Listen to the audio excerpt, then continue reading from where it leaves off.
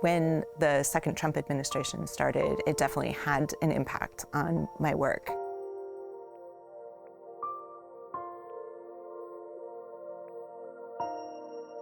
It was early February of 2025.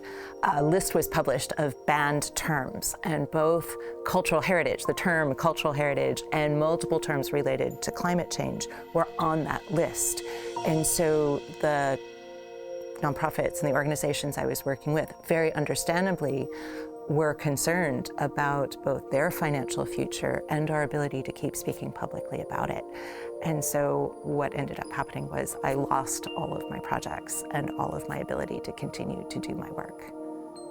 I had had some projects going through early March of 2025, and I had been told we're going to keep them going, but the situation with the US government was changing so rapidly that decisions were made that they just could not continue.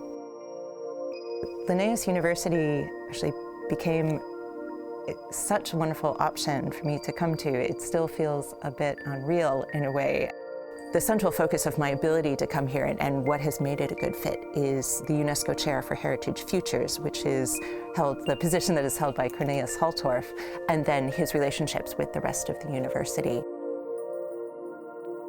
I think of academic freedom as close to being close to the same importance of the freedom of the press, is the ability to be able to research and ask questions and share the answers and share both the questions and the findings, whatever they may say.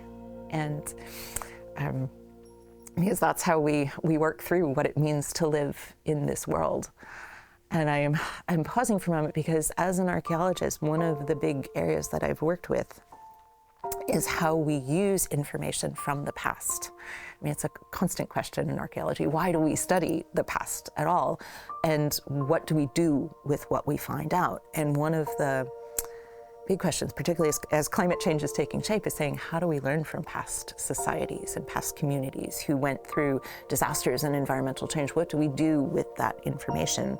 And we've been exploring, myself and multiple colleagues, how do we ask good questions and how do we look at what we find out and how do we translate that or communicate that or share that or think about it in ways that helps us now.